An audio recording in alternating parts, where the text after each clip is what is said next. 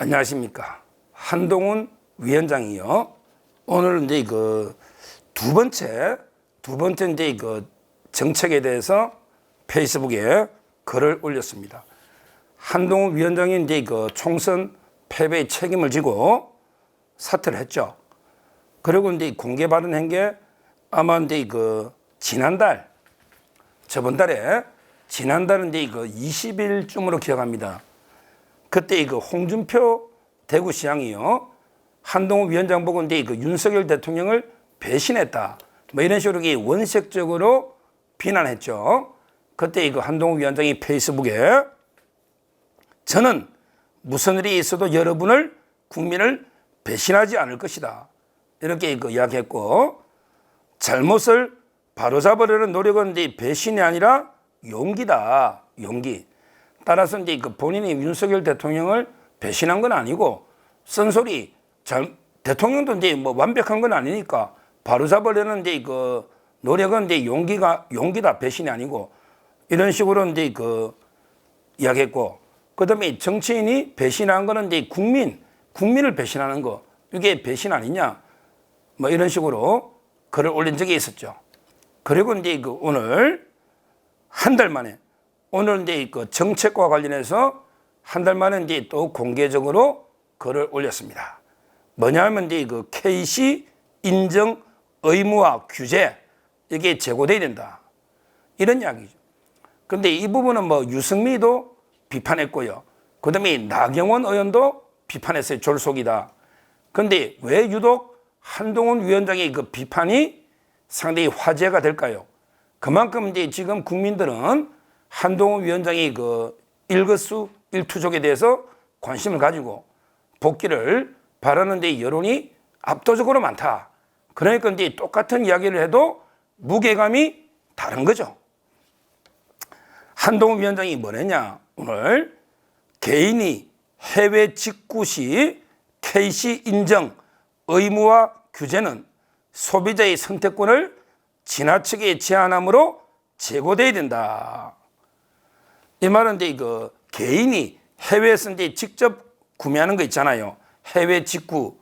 이게 이제 문제가 되니까 앞으로 이제 KC 국가 인정 통합 마크, 이런 데 KC 인정 받은 것만 구매할 수 있도록 이렇게 규제를 하는데 이거는 이제 소비자의 선택권을 너무 제한했다는 거죠. 이미 해외 직구는 연간 6.7조를 넘을 정도로 국민들이 애용하고 있는데 저도 한 번씩 해외 직구를 하는데 이렇게 규제하면 되냐? 국내 소비자 보호를 위해서 제품의 안전을 꼼꼼히 챙기는 것은 정부의 당연한 책무지만 그렇지만 이제 이번에 정부가 16일 날 발표처럼 아예 그냥 개인이 해외 직구할 때 KC 인정을 의무화해버리면 그 적용 범위나 방식이 모호하고 지나치게 넓어서 과도한 규제가 된다. 이런 이제 지적입니다. 아주 적절한 지적이에요. 이 부분이 국민들의 관심이 많아요. 제 아들도 이제 미국에서 고등학교 대학 나와서 지금 이제 군대 때문에 한국에 와서 이제 병역을 하고 있는데 한 번씩 이제 해외 직구 많이 하잖아요. 한동훈 위원장도 한다잖아요. 근데 물론 소비자 보호를 위해서 규제 어느 정도 필요할지 모르지만 너무 이제 모호하게 포괄적으로 이제 규제하는 거는 상당히 문제가 있다. 이런 이제 비판입니다. 이거는 이제 유승민, 나경원 의원도 비판하고 있고 정부에서도 이제 아마 이번에 따로 대책이 나올 거예요. 규제를 이제 뭐 안 한다든지 아니면 범위를 어떻게 조정한다든지 아마 정부에서도 이제 한 발 물러서고 있는 거예요. 이런 이제 규제는 뭐 정부에서 여러 이제 의견을 수렴해서 하면 되는데 제가 주목하는 거는 이제 그게 아니고 한동훈 위원장이 한 달 만에 정책과 관련해서 상당히 공개 발언했다. 이게 아주 의미가 있다 보는 거죠. 한 달 전에는 이제 홍준표 시장이 배신 운운하니까 거기에 배신자 프레임, 배신자란 말을 듣고 참을 수가 없잖아요. 그래서 이제 글을 올린 거고 이번에 본격 정책과 관련해서 발언한 거는 이제는 이제 복귀 신호탄이 아닌가. 지금 이제 여러 가지 도서관에서 행보라든지 여러 가지로 이제 간접적으로 노출은 좀 되고 화제는 됐는데 이제 그 본격 등판이 임박한 거 아닌가 이런 이제 그 생각이 든다 이렇게 봅니다. 실제요 여론조사를 이제 이거 하나 살펴보면요 여론조사를 이제 이거 하나 살펴보면 상당한 이제 그 여론조사가 의미 있는 이런 이제 여론조사가 하나 나왔습니다. 나왔어요.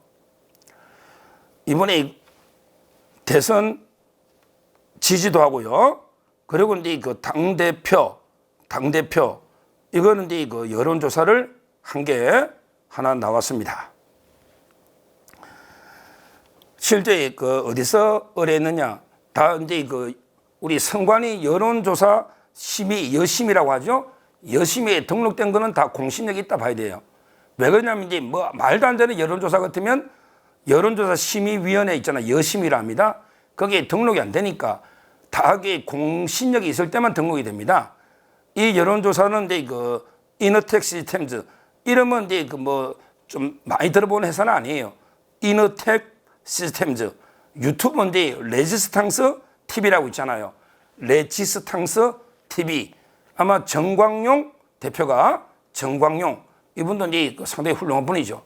이분이 그 운영하는 유튜브 레지스탕스 TV에서 의뢰해서 여론조사 이너텍 시스템즈에서 이제 했는데 여심에 등록이 되어 있기 때문에 신빙할 수 있는 여론조사다 이렇게 보면 돼요. 요즘은 이제 유튜브도 뭐 홍철기 방송에도 여론조사 요즘 하겠다고 이제 그 후원을 받고 있잖아요. 이런 식으로 이제 앞으로 김어준만 여론조사를 독점합니까? 그건 아니잖아요. 얼마든지 우리 그 자유파에서도 다양하게 필요하면 여론조사를 해야 됩니다. 특히 김정숙 특검은 한번 해봐야 돼요. 얼마나 찬성이 나올까? 김혜경 특검은 얼마나 나올까? 그 다음에 문재인의 USB 특검은 거의 한 7, 80% 나오지 않을까요? 이 좌파들이 자기들 마음대로 여론조사 인용해서 계속 그걸 공개하는데 우리는 여론조사 자체를 안 하니까 이걸 하면요 엄청난 여론조사들이 나올 겁니다. 아주 이제 바람직한 저희 필요하면 저희 서정욱 TV에서도 한번 여론조사를 의뢰해 보도록 하겠습니다. 자 여기 보니까요. 보니까 이제 그 대선 지지도가 엄청난 게 높죠. 대선 지지도 이재명 33.3, 한동훈 29.5. 야 똑같네요. 뭐 오차범위니까 똑같다 봐야죠. 이재명 33.3, 한동훈 29.5. 똑같잖아요. 엄청난 게 여론조사입니다. 그 다음에 여당이 국민의힘이죠. 당대표 한동훈 30.8. 근데 중요한 게 전국민 대상하면 역선택이 있다 했잖아요. 좌파들은 무조건 이게 유승민이니까. 따라서 이제 전체 국민 하면 한동훈 30.8, 유승민 27.4가 나오는데 문제는 국민의힘이 중요하잖아요. 국민의힘 당원이 100%든 또는 70%든 그 다음에 여론조사도 역선택은 뺄 거 아닙니까? 민주당은. 그렇다면 이게 국민의힘 지지층이 중요하죠. 한동훈 62.9. 그 다음에 나경원 10.2. 유승민은 그 밑에 있잖아요. 이게 여론입니다. 이게 현실이에요. 이게 민심입니다. 이게 천심이에요. 저는 이런 데 여론조사와 그 다음에 한동훈 위원장 오늘 그 정책과 관련한 페이스북 글 아주 이제 그 바람직하다고 보고 이제 등판이 불가피하겠다 이런 이제 그 생각이 들고요. 여기서 이제 그 제가 몇 번 한동훈 위원장에게 드리는 구원을 몇 번 방송을 했지만 종합 정리로 4가지 화두만 던지겠습니다. 제가 한 위원장을 아끼는 마음에 4가지 화두 다시 한번 다 이때까지 몇 번 말씀드렸던 걸 4가지 키워드 화두만 던지면요. 크게 보면 이제 그 4개 키워드는 화해, 그 다음에 인재, 그리고 이제 그 소통, 그 다음에 정책, 이런 이제 4가지 화두입니다. 화해, 이게 뭐냐면 바로 이제 윤석열 대통령과의 관계 문제예요. 제가 누누이 말하지만 현직 대통령과 완전히 척을 지고 이 적대적으로는 결코 이게 대권의 꿈을 이루기 어렵습니다. 현직 대통령이 세자 책봉해서 후계자를 만들어줄 수는 없지만 그렇게 누가 대통령이 못되게 막을 수는 있는 그 힘이 있다는 것은 정치권의 상식 중에 상식입니다. 제가 알기로 윤석열 대통령은 뒤끝이 없는 대인배 중에 대인배입니다. 화통한 분이에요. 윤석열 대통령 이제 한 위원장에 대해서 저는 개인적인 사감이 없고 오히려 한 위원장이 정말 개인적인 능력을 최대한 발휘해서 성공한 정치인으로 우뚝 서라 이런 게 진심이 덕담이 있다고 저는 봅니다. 일부에서 마치 윤 대통령을 위하는 척하면서 한 위원장과 이간질시키고 한 위원장을 이렇게 무조건 죽이려고 공격하는 이거는 이게 자유파의 적입니다. 이게 현실인데 한 위원장을 죽이면 이게 이재명하고 누가 이게 되겠습니까? 이게 현실인데 그리고 윤석열 대통령의 본 마음을 왜곡하는 거예요. 윤석열 대통령을 소인배로 만드는 겁니다. 제가 아는 윤 대통령 저도 잘 알잖아요.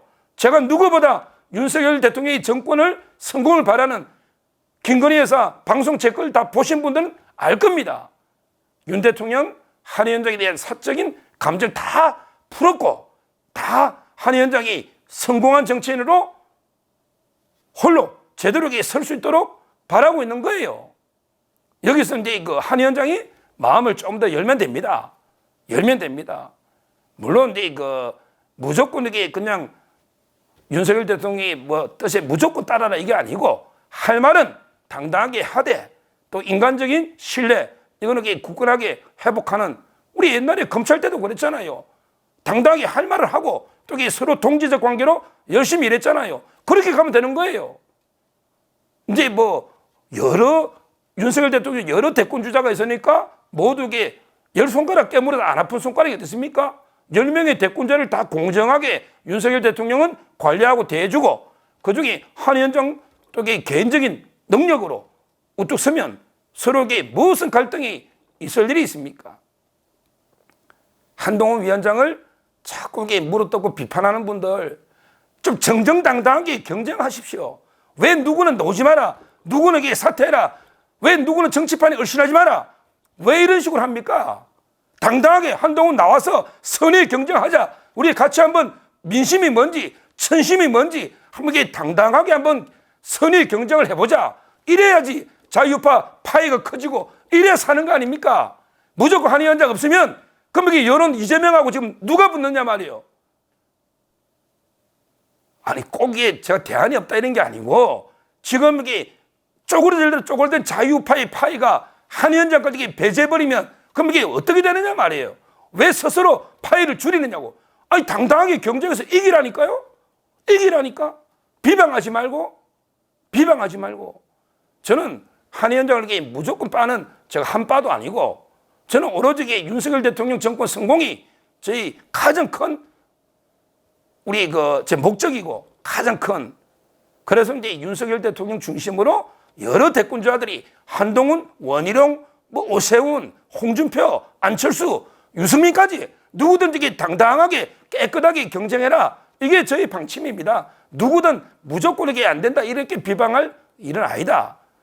그 점에서 제가 이 화해라는 게 좀 개념은 모호하긴 하지만 윤 대통령과 척을 질 필요는 없이 본인이 또 대통령이잖아요.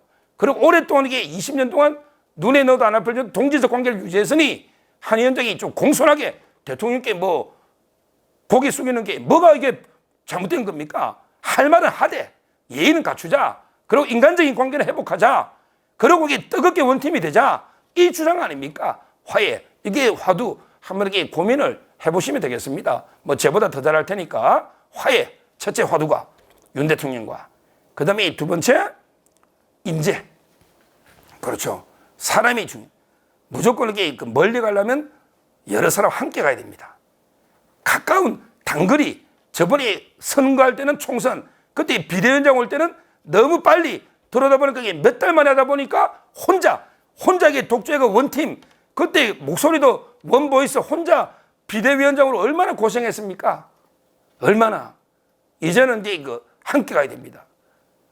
한 위원장 주위에 수많은 우리 또 인재들이 있지 않습니까? 그분들과 같이 가야 됩니다.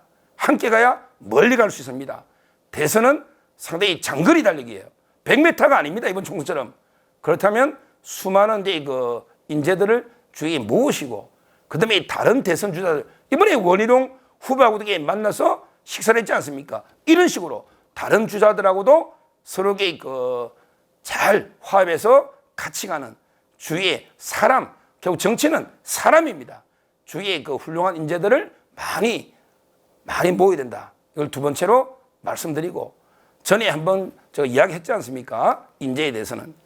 그리고 이제 그 세 번째가 바로 이제 그 소통. 지금 잘하고 있는 거죠, 이제. 이렇게 오늘처럼 이게 페이스북이든 뭐든 이렇게 그 소통하는.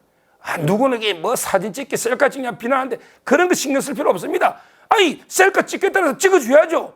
그 국민이 천심입니다. 그게 민심이에요. 누구든지 한 위원장을 원하는 분 만나면 시간 되면 기차역을 놓치더라도 찍어줘야죠. 그게 소통이에요, 소통. 마지막으로는 이 정책이죠. 오늘 한 거는 소통이면서 정책입니다. 정책. 이제 그 성찰하면서 많은 공부를 하는 거죠. 그게 바로 정교하고 박력 있는 리더십. 정교한 리더십을 위해서는 정교하게 정책 연구나 공부가 돼 있어야 됩니다. 앞으로 이제 공부 모임도 좀 만들어서 좋은 의견도 듣고 이제 외교든 안보든 뭐 국방이든 경제든 이렇게 다방면에 대학 교수들 훌륭한 분들 많잖아요. 이런 분들과 수시로 만나면서 이제 그 본격 정책 공부를 해야 되지 않겠습니까? 뭐 제보다 뭐 더 잘하시는데 제가 잔소리처럼 이게 들릴 수도 있지만 이번에 그 크게 그 네 가지 하도 윤 대통령과 관계를 어떻게 가져갈 것인지 뭐 불가근 이렇게 하도 되고 뭐 그거는 이게 판단하시면 되겠죠. 화해. 그다음에 그 인재. 그리고 이제 그 오늘처럼 소통. 그다음에 그 정책. 이 네 가지를 하셔가지고 정교하고 박력 있는 이런 데 리더십을 어떻게 가져갈지. 그래서 전국적으로 어떻게 국민의 사랑을 회복할 수 있을지, 어떻게 국민의 사랑을 다시 찾을 수 있을지 이걸 고민하셔야 됩니다. 민심인데 그 천심이거든요. 그게 이제 국민의 사랑입니다. 한번 실패는요. 뭐 저는 이제 이번에는 실패한 게 맞아요. 뭐 정영한 공관위원장은 이제 뭐 6석을 덧땄니 몇 석을 덧땄니 이거는 말이 안 되고 이번 총선은 제가 처절하게 실패한 게 맞습니다. 그러나 성패는 병가지 상사입니다. 오히려 이제 그 실패가 성공의 어머니가 되고 오히려 이제 실패를 통해 더 단단해지면요. 더 큰 성공이 올 수가 있는 거예요. 저는 이번 총선 실패를 거울 삼아서 제대로 이제 그 성찰과 반성 통해서 국민의 사랑, 국민의 민심, 천심을 얻을 수 있도록 한 위원장이 더욱 노력해 주시고요. 아마 이제 그 이번에 전당대회도 가능하면 그 대안이 없잖아요. 복귀하셔서 선의 경쟁을 해 주시면 되겠습니다. 감사합니다.